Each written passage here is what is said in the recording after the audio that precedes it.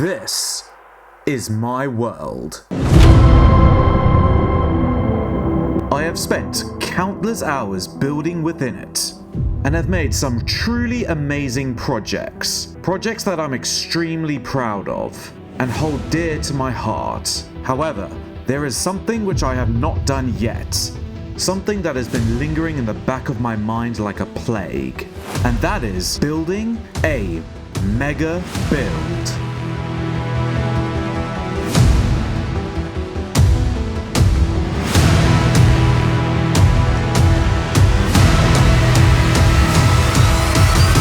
So, welcome to the video.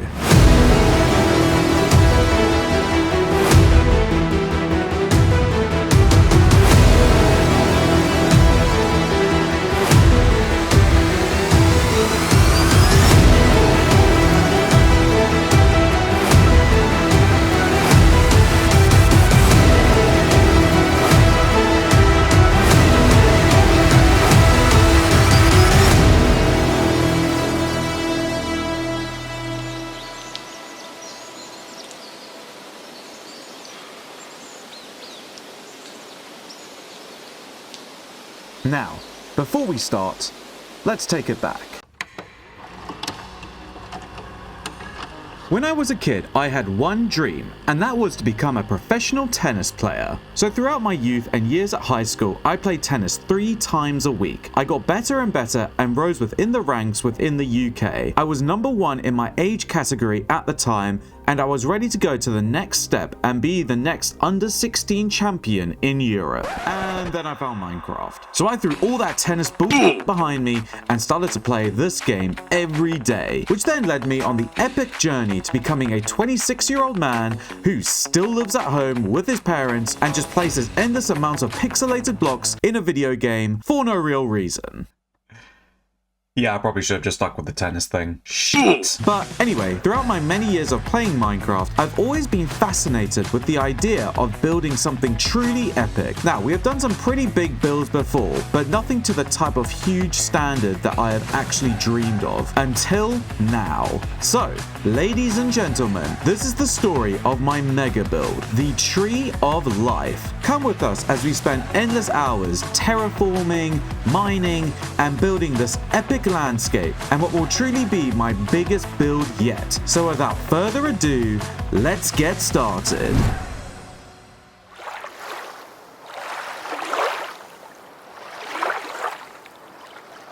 Now, whilst I was on my journey of discovery, aka I had just finished a video where a woman was saved from a life-threatening situation of being stuck in a washing machine head first and saved by a very attractive pizza delivery driver with no underpants on. Yeah, the post-nut syndrome really hit me hard on that one. Anyway, I was then scrolling through Pinterest and came across some concept art for Minecraft. This picture was literally just labeled Big Tree in the Rock Minecraft. Nice. However, I thought this concept was pretty cool, and from my research, I wasn't actually able to find anyone who had actually built this. I don't even know if this was actually done or it was just concept art or something. I couldn't even find if this guy was the original creator. I even searched through his entire website and could not find any reference to the build whatsoever. So I had to imagine that this was just concept art that was built. Anyway, cheers, Edward. I hope your girlfriend mod for Minecraft Pocket Edition is as successful as it sounds. Yeah, this guy's a bit of a freak. I downloaded that straight away. Anyway, I thought the concept was really cool and decided then and there to take up the challenge to build it within my hardcore world. Now, with all my previous builds from before, I've done this kind of on a whim. I've spent some time planning them, but I do just go in and start building and see what happens with them on the way. However, for this one, I don't think I can do that. Well, I can. It's just that I don't want to. This build is going to require a lot of planning if it's going to be the mega build that I want it to be. So with that, we are going to need 3 things. 1 is a mod called Lightmatica, 2 is a mod called Axiom, and lastly, we'll need this. That's for all you Axiom haters out there. Now, for those that don't know, Axiom is a great mod for building and creating schematics within the game. Without going into too much detail, Axiom is basically World Edit, but on steroids. It allows you as the player to create some really interesting shapes and designs in the game that you wouldn't be able to do in World Edit. And it allows you to build these designs almost instantaneously rather than spending weeks designing it by hand. And I'm a busy man. I got rent that I don't pay to pay. But essentially, once you have designed your build within the mod, we can then use our other mod, Lightmatica, to create a schematic of this so that we know exactly what block needs to be placed where for our build, rather than just guessing and doing it on a whim. Now, I've seen some people online that say it's not legit and it's like technically hacking. First of all, if you're saying that and you've ever built Lego, then you're a hypocrite, because you follow the same instructions to build the Lego set as you would with a schematic in Minecraft. You're just following the schematic of the build to build the thing that you want. It's the same concept, but literally just in Minecraft. Just get over it. I've still got to terraform and collect all the building materials to complete the build, so it's still a massive challenge on its own. It's just removing the added stress and time of worrying how the build is going to look while I'm building it. So, with all that said and done, let's load up our design world within Axiom and get creating. Now, you're first presented with this interface when you load up Axiom, and I was like, what the fuck? This looks so complicated. But I'll leave a link in the description to a very useful video that explains everything with Axiom and how to use it. But for now, I kind of just played around with the mod and started to create some shapes that I might need for the build. Once I'd gotten more comfortable with the mod and its UI, I then started to block out kind of a mock foundation of what the build should look like. Now, from memory, this was like kind of my third or fourth attempt at this, as I wasn't happy with the designs before, so you are seeing the final version that we stuck with. But it was essentially building the same circular structure that the reference photo had, and I was eventually happy with what we got. Now, the next stage is my favorite thing about the mod, and that is the blending. Now, I forgot what the option is called, but it looks like a pixelated flame almost.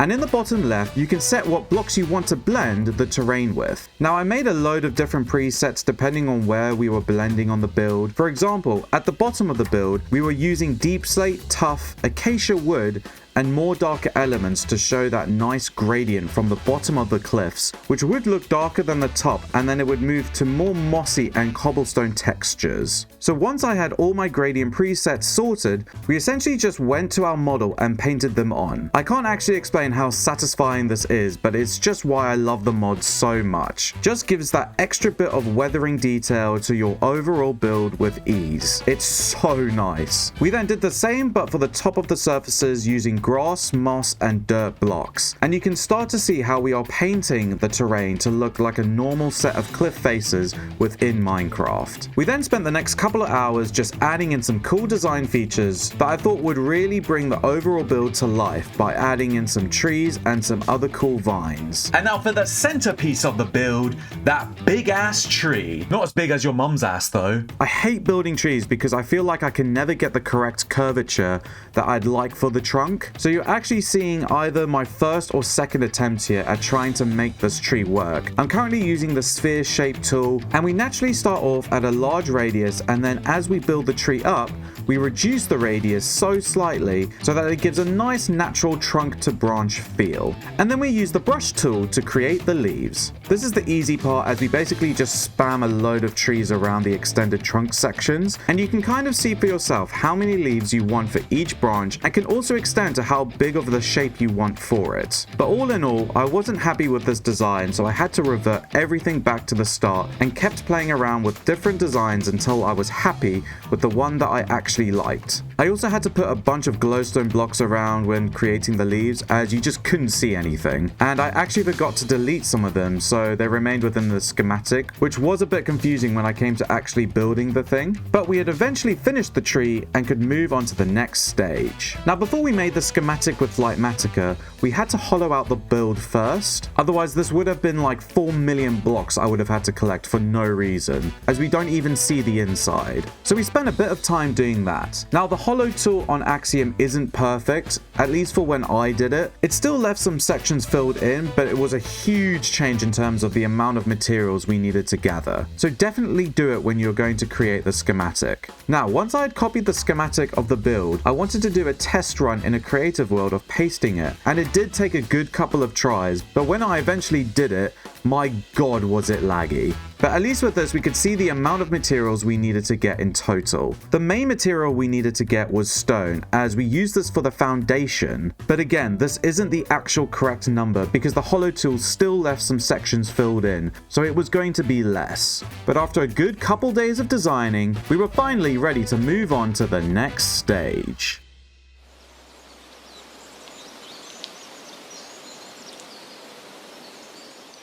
Now for this stage, we have to pick the perfect location to place this build. It ideally needs to be on a flat plane that's all in one biome for block color consistency and with minimal water. So we had found the spot in my hardcore world and got to it. I first cleared an area for our base of operations where we would store all of our materials and then got to work. Now, while terraforming, we can also collect a lot of our base materials for this, so we cleared a load of grass and dirt blocks to begin. This also meant we could flatten out the terrain a bit for our TNT flying machines later on. So it was important to clear any high terrain and hills that were in the way. But lucky for us, there was only one major hill that posed an obstacle, but it didn't take too long to get it down a bit. Now we move on to the TNT stage. We built out a long length dirt line which was around 450 blocks in width, as our schematic width was 401 blocks wide. So we had to make a bigger crater to fit the building comfortably. And then had the real fun task of crafting I don't even know how many pistons and observers for the TNT flying machines, but it was a lot and costed a nice pretty penny of resources to get it done. But we were going to need a lot of flying machines to get this done in the quickest time possible, and then set off to build our first machine for a test run. Alright, we're just going to do a quick test to see if this works. I have removed the TNT from below just so that nothing explodes unexpectedly. Alright, 3, 2, 1, boom. And now we wait. Yep, there she sails off. God, she looks so lonely at the moment. But don't you worry, there are going to be a ton of flying machines to give her some company. So yeah, this is just the test. But then once this is done, there are going to be quite a few. All right, we can slowly see the TNT machine coming straight over. And yeah, this is kind of the borderline of where we're going to be blowing up till. So hopefully that should be enough in terms of the actual crater created. All right, moment of truth. Let's see her. Whee! Alright, sweet. Okay, nice. That's actually worked. Perfect. Now we get to build these over and over and over and over and over again. Epic!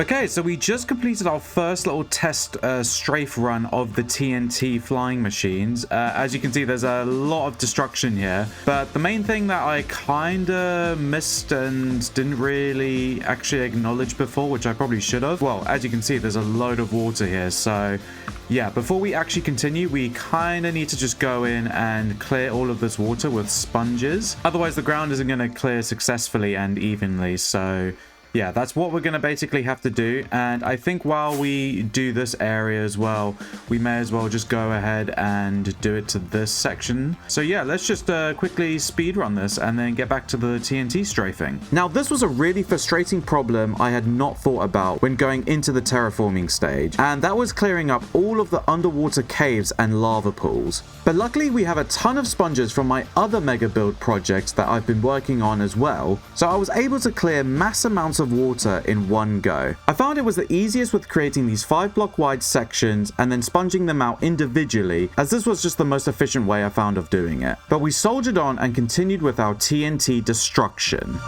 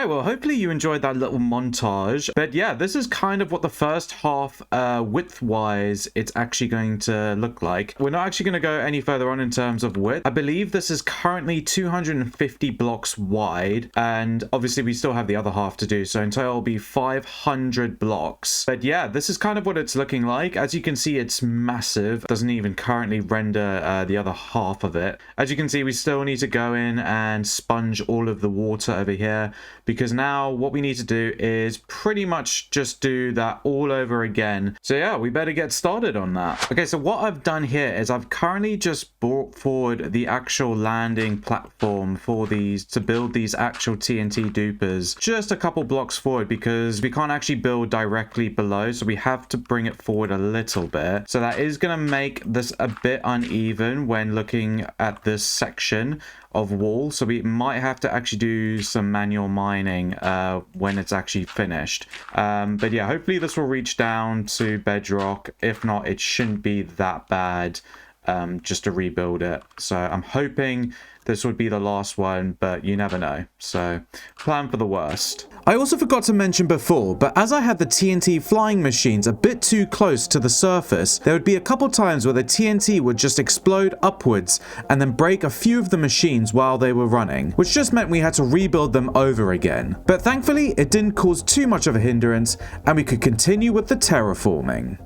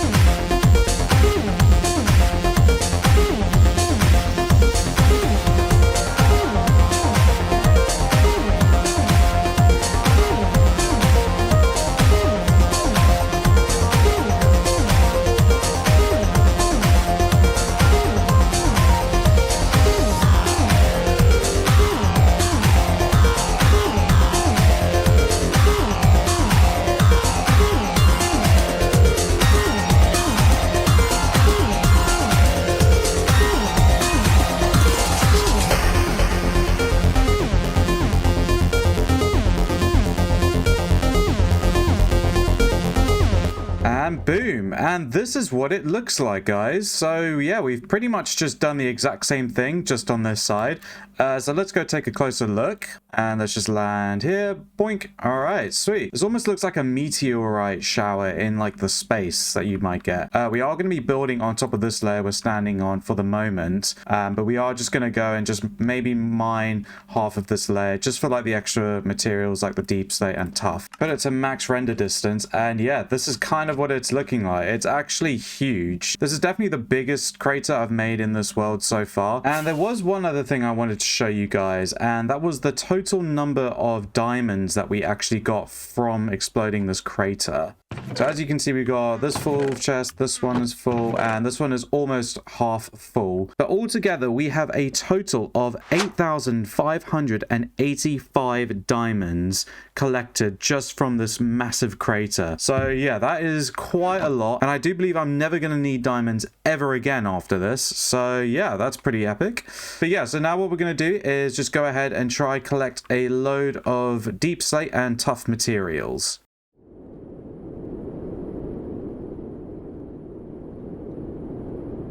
Now, for this build, we obviously had to collect a ton of materials. The most annoying one to get, in my opinion, is deep slate, as we can't just spam mine it like we usually can with stone or dirt. No, it actually takes a while to mine, even with haste 2. But luckily, we didn't actually have to collect that much for it, as it was only going to be used at the base of our build. Also, I'll just say that the really annoying part with mining and building at this level is the amount of slime that you have to deal with. Like, I could actually never get a full recorded session in ocean without being attacked by slime constantly. Dude, I can't even get this like little section here. Like, I can't even make it like a nice little neat road because they just keep like coming at me. Bro, they must think I'm sexy or something. Like, why do they want me so bad? Get away. Look how many there are. All right, well, I guess we're not doing that section then. It's like that. Oh my god.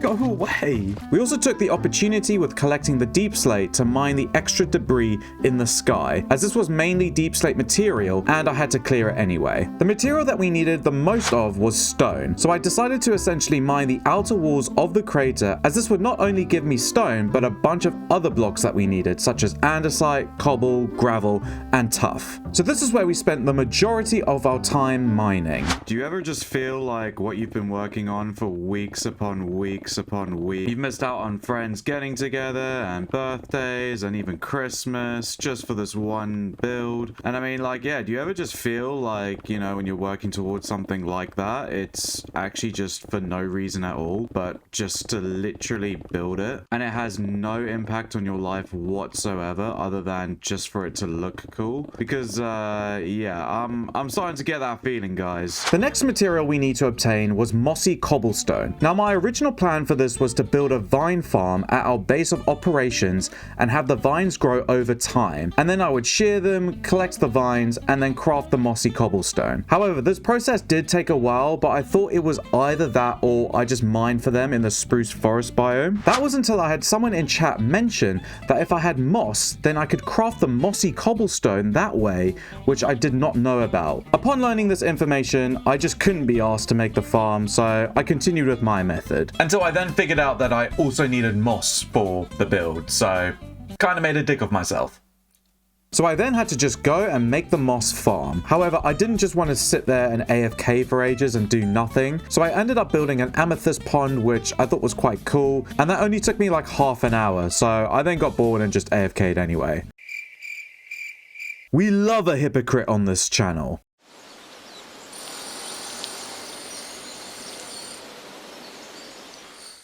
Now that we have our massive crater all prepped and ready for building, we were able to get our schematic and finally paste it into the world. Now, this process actually took a good half an hour to get right, as when we pasted it in, it was facing the wrong direction and then turned into a mirror of itself at one point. So we spent some time getting the perfect adjustments made. Once we were happy with the placement, we then moved to the render layers tab and then would only show one layer at a time to keep the building portion more simple. It's just much better going up layer by layer rather than just having the whole build on show at once. Alright, ladies and gentlemen, we have just spent the better part of just, I don't even know, like a hell of a couple of weeks getting it to the stage, but we are now finally ready to start building the schematic in our hardcore survival world. Some of those people actually might think it's a waste of time, and they might be correct.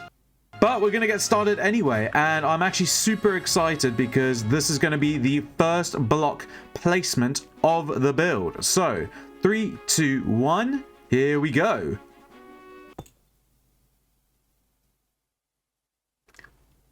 Oh yeah. And what's actually really satisfying about using Litematica schematics is you can do quick placement. So you can do this, which is really satisfying.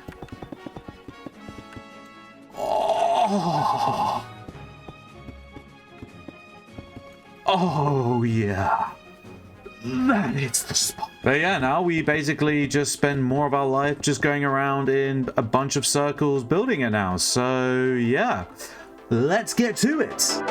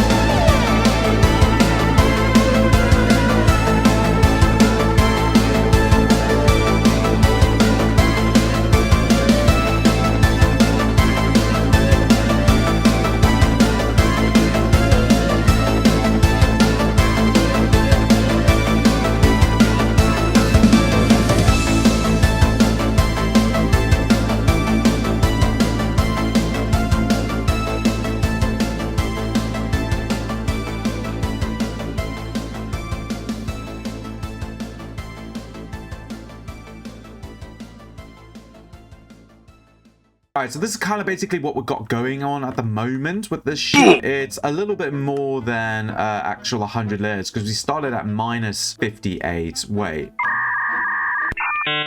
Yeah, no, it's way more than 100 layers. Yes, yes, we're currently over actually more than 100 layers. But you know me, mate. I don't give up.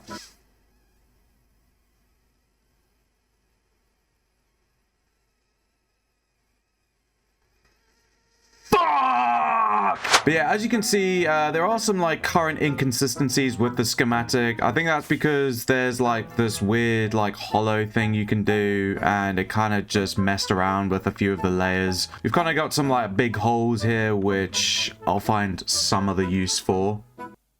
But yeah, I mean, it's looking kind of cool, actually. Starting to do kind of this overhang section, and then we've got our main tree build thing, bobbling, blip, blub, blub, blip.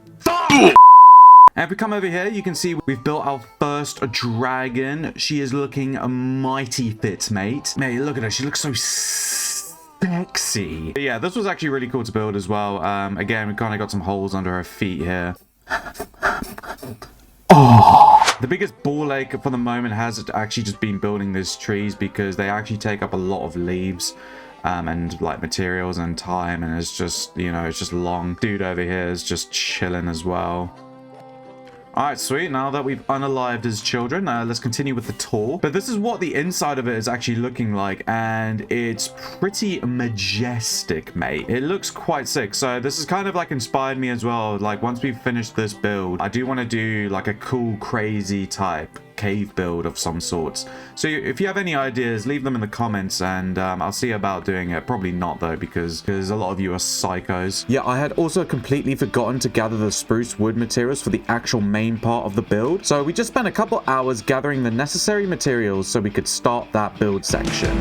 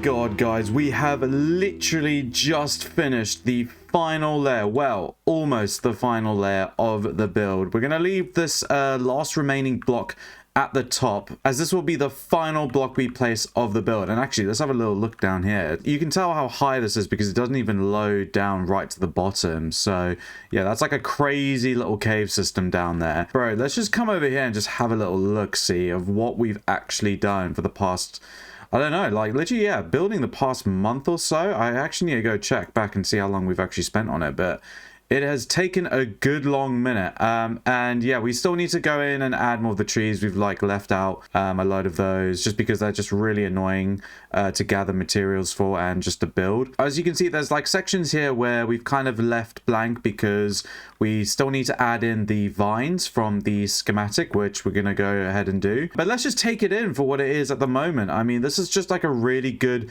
solid foundation build for the moment. We're going to go in and add, I think, a load more details in the future. But yeah, and also we've got like we're missing some holes here.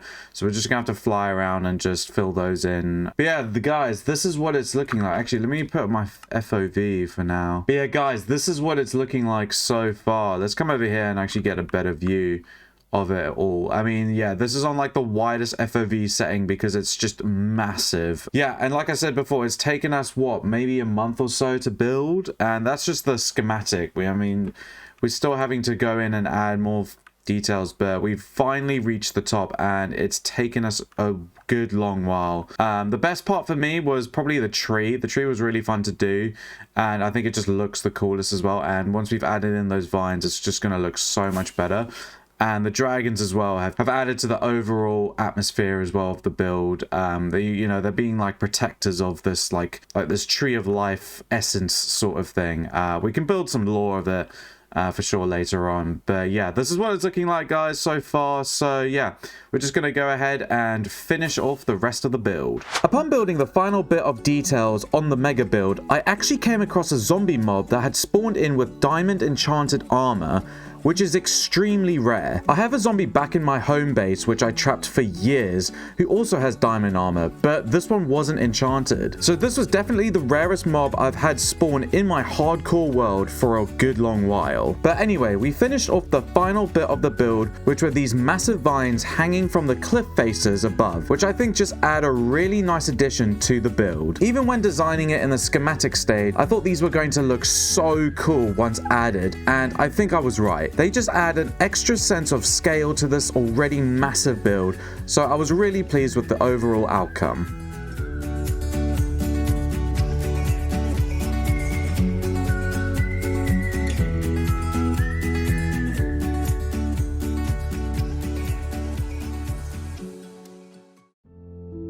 Finally, we just had to do some small house cleaning stuff, such as filling in the extra gaps we had missed previously when going up layer by layer. I think this was mainly because of the gravel gravity issue I was having, but this didn't take too long to fix. And spent a couple more hours just flying around the overall build, filling in the extra little spots to finally finish off the build.